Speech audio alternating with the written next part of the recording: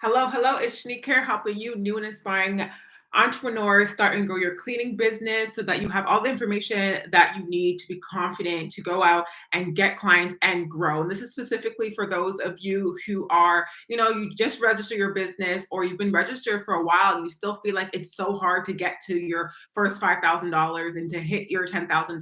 And you really want to understand what that looks like. So I typically go on live ever so often and I really want to get back on the consistency. So every Friday, I typically post. So be sure to subscribe for a weekly video. So today I did want to still come on and provide a video.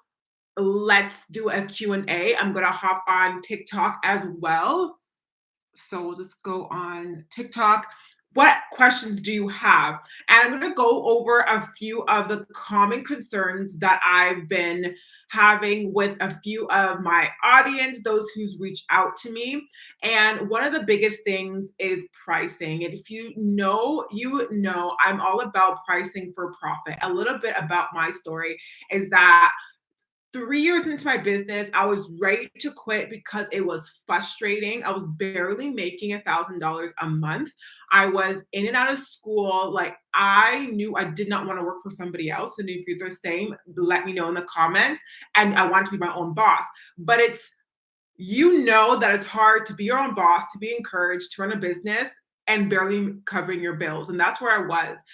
And I had to come to a place where I'm either going to quit and say, this doesn't work, and I'm going to go get a 9 to 5 again, because clearly I can't do this, or I'm going to look at my business and figure out what I'm doing wrong. And yes, you could be doing things wrong in your business. That's why stunting your growth and your advancement in your business. And the biggest thing that was stunting my growth was my pricing. So let me know if you're the same. Is pricing a big deal for you? And I was at a point where I was basically offering my service as a private cleaner, although I was registered as a legitimate business. Because I allowed all my clients to pay me hourly, that's essentially being charged as a private cleaner. When you are a registered business, you don't go to your car mechanic and say, hey, how long is it going to take to work on my car? 3 hours. Okay, I'm going to pay you $30 an hour. No, that mechanic has to consider the expenses that he's putting in, not only his labor, but the labor of his staff, and he has to understand how much it's going to take when it comes to the actual parts of your car. That's the same for your business. And I believe that most of you are not tapping into that realization and that understanding, and that essentially your right to do so is because you think that you can't, or that you just started. For me, I heard from a very established cleaning business owner that I should only be charging $20 when I just started out. But I don't believe that, because when I just started out, I still had expenses to cover. I still had a car that had gas in it. And I still had, to do all the admin and clean the products and sanitize the products after I did these services. Just because I started one day doesn't make me any different than someone who's been in it for 10 years. Possibly, obviously, the experience, but I'm doing essentially the same thing that someone who's been with a lot of experience doing it.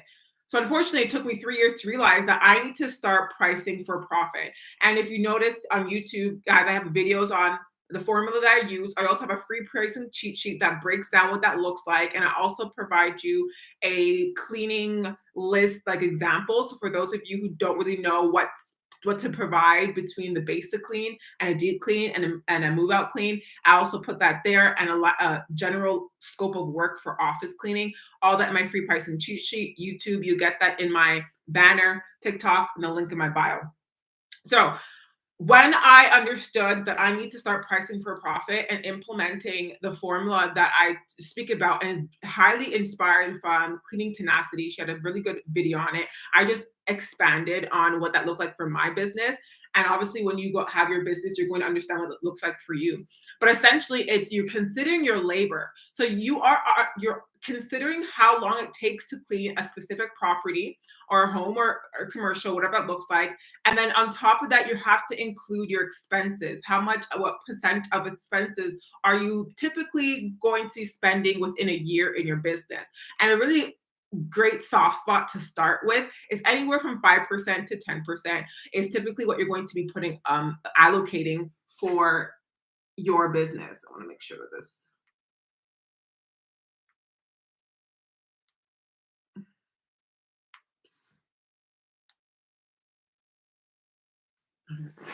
Allocating for your business. And on top of that is now your profit. And you're gonna think, okay, so how much do I add on for profit? Essentially what covers your bills, or what can keep you in a competitive realm of it's not extremely too high and it's not extremely too low. And a good soft spot is anywhere from 20 to 30% on average. Typically, cleaning business or businesses in general like to get on a margin, a profit margin of 30%, which is good. So you get that freedom to add on, right? Which is really great for and lucrative for cleaning businesses because you have that freedom to add on these percentages to cover your labor, your expenses, and your profit. You are pricing incorrectly when you're still questioning, okay, so who's going to cover my gas? I have to travel back and forth via kilometers, and you're concerned about these things. When you cannot pay your bills and you're working 3, 5 cleans in a week, that's your sign that you're not pricing correctly. All right. For those of you on TikTok and on YouTube, by all means, the question up here is what are your biggest frustration? Share, let me know so I can go through and answer any of your questions. Right now, I know like this is like a weird time at 4 p.m. Eastern, 5 p.m. Eastern. People are getting off of work.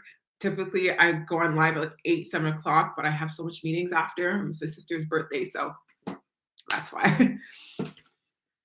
Any other questions? Yeah, so when it comes to pricing for profit, again, for those of you on TikTok and obviously on YouTube, you can take advantage of it. Whenever I go on live on TikTok, I offer a promotion right now. It's 50% off the price for profit training. So it's now $37. Really simple. It's about an hour of breaking down what it would look like to build out your actual pricing sheet. So this is something that when you are on an inquiry call or when you're about to build out a proposal, you are going to reference this pricing sheet so you know that you are at your base quote for any given property size. Okay, so especially when it comes to home cleaning, when it comes to commercial, this is what you should know is that when it comes to commercial and pricing, all clients are different, and depending on your conversation and how you are negotiating the actual price, it's not a one size fit all formula. One, because sizes are different, and even if you have a 2,500 square foot office building and a 25 square foot gym, will take different amount of time. You may not need as much people in either one, and possibly the equipment is unnecessary, or they don't need you to provide the cleaning products, they just need you to show up. So it's always different, but it doesn't matter what property, if it's home or commercial, well, you always have to make sure before you give them that quote. And this is not you should never be getting a quote out of desperation. It should always be considering, does this cover the labor? Does this cover expenses? And again, expenses doesn't necessarily mean the products you're using for that specific location. Your expenses is also including like the marketing, the advertisement that you would typically put in for every month overall in the year. How much are you spending or allocating to cover these things, right? And typically out of your overall business income, it's anywhere from 5 to 10%. The big you are, obviously, it could obviously fluctuate. So that's why you're also including some kind of expenses, and then also including your profit. How much profit are you going to get out of this account? When it comes to commercial as well, and especially when it comes to post-construction, what you're also considering is possibly they may want you to have worker comp. So you do have to have an additional $100 to $200 a month just to get that contract. So you need to consider what that may look like. Some accounts can cover that for you and some accounts won't. So you have to consider, am I willing to take on this? right? Because if you give a price to a commercial thinking that all you're covering is your expenses, 10%, and it's only a little bit of profit and then your labor, and they hit you with, okay, do you have your workers' comp? Or they hit you with anything else that you have now agreed to, you are going to lose a lot of money. So before you both parties sign off on any sort of proposal, make sure there's no other requirements necessary. And that's why I say that when it comes to commercial, it's really based on a personal one-off basis to give a adequate quote that makes sense as a win-win for both parties. You have a build a relationship, you build a repertoire while you do the walkthrough and understand their needs. So it's pretty specific. That's also why, and this I'm just like, again, depending on your questions, throw your questions in the comments. I'm just going through like what's going on in my head so I can help you guys.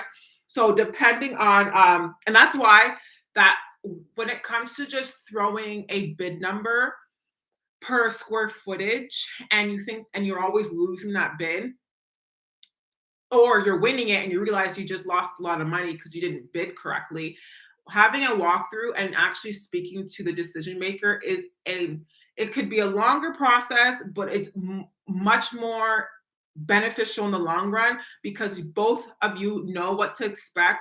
You both have the adequate products, understanding of the service, the scope of work, what's necessary between the both of you, so that when you get that client, you get it for a long term and not, 3 months because you realize you're actually losing money. You can't keep on the contract, or you have to have an awkward conversation of trying to renegotiate the price that you agreed with. So I have a few back and forth conversations in my emails right now. I had a walkthrough about 2 weeks ago and I haven't finalized it because I want to make sure that they know what they're going to expect when they take us on as a client. And I want to make sure that I understand everything that they need of me before taking on. And I'm okay with taking this process slow than trying to get a quick, a couple $100s a month just to regret it. I don't need that.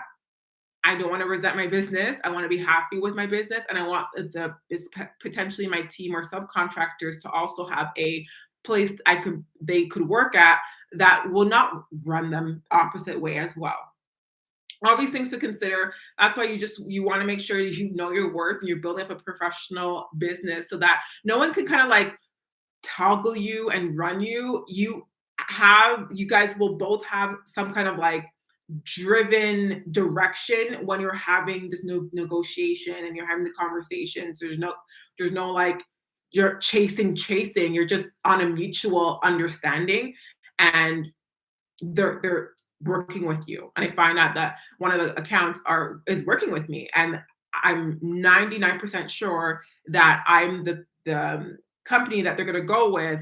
Is that we just both want to make sure that it makes sense for the both of us. Okay, any questions? What are your biggest frustrations, concerns with having a cleaning business?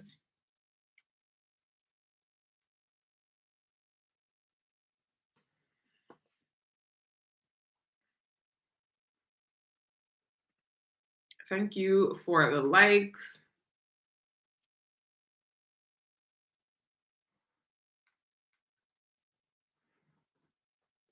For those of you on TikTok and YouTube, as always, I do have a promotion. I go on live right now for an hour only. It's 50% off the price for profit training.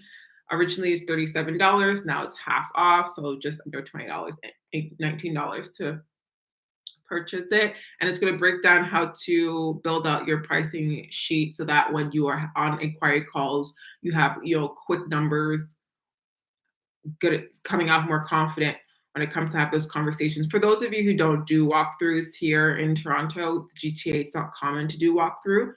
So you just essentially give the quotes off the phone. Commercial, you should always do walkthroughs for more than one reason.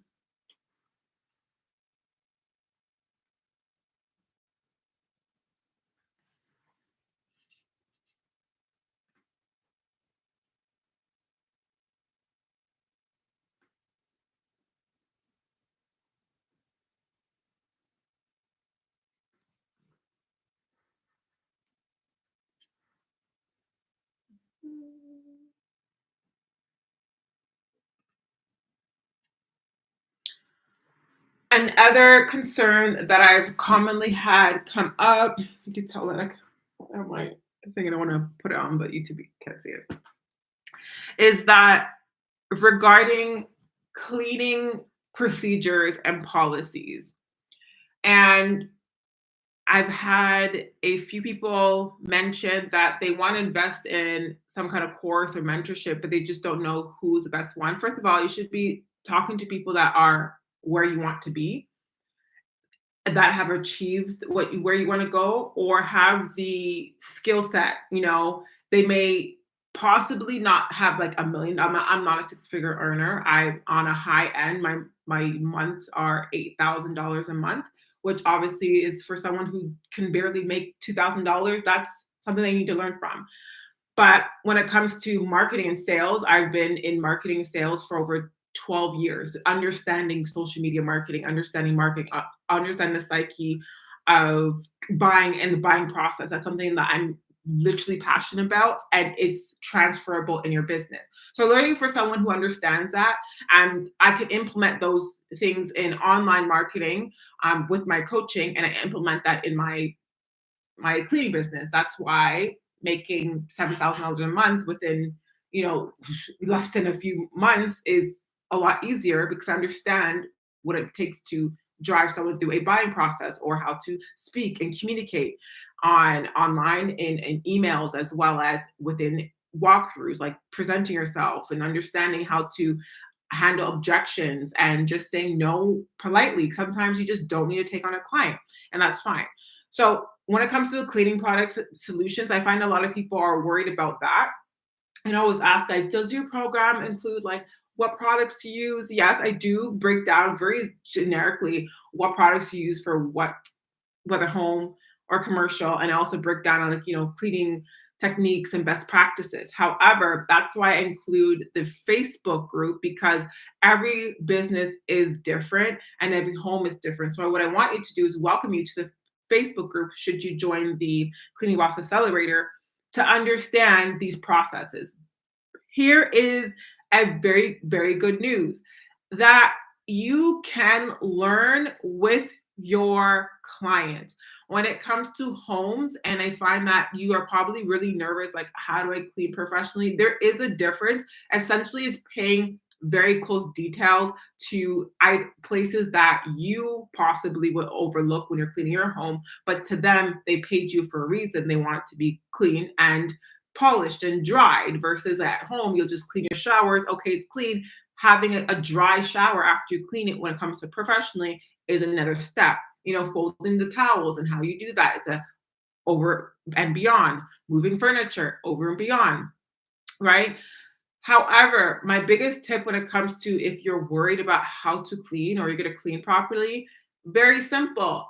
All cleaning products, all solutions, everything you buy in the store must have instructions. So when you buy cleaning products, please read how to use it, especially if you're using disinfectant.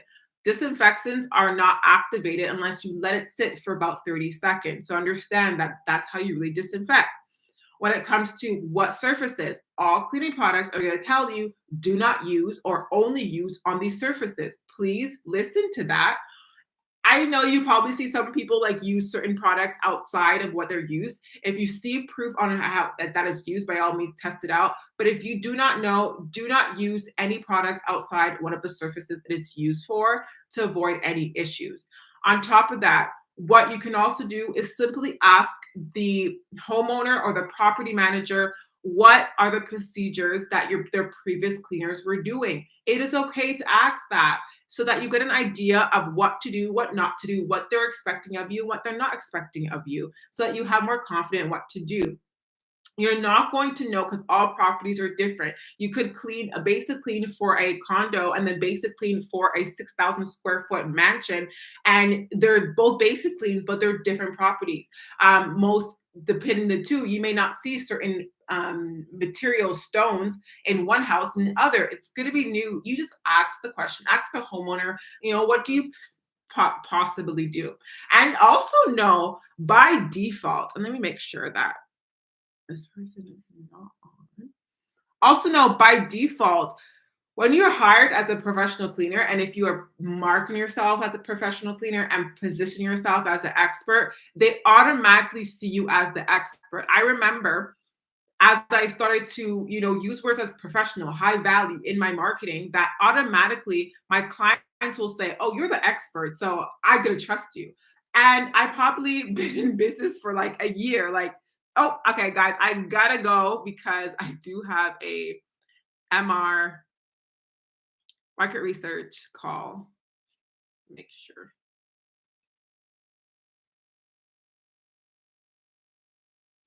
that we're here.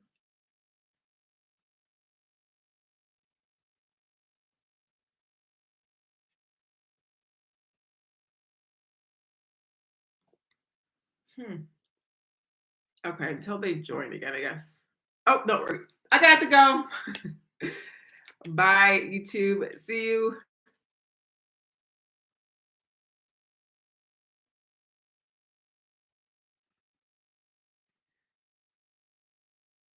Hey, Morgan.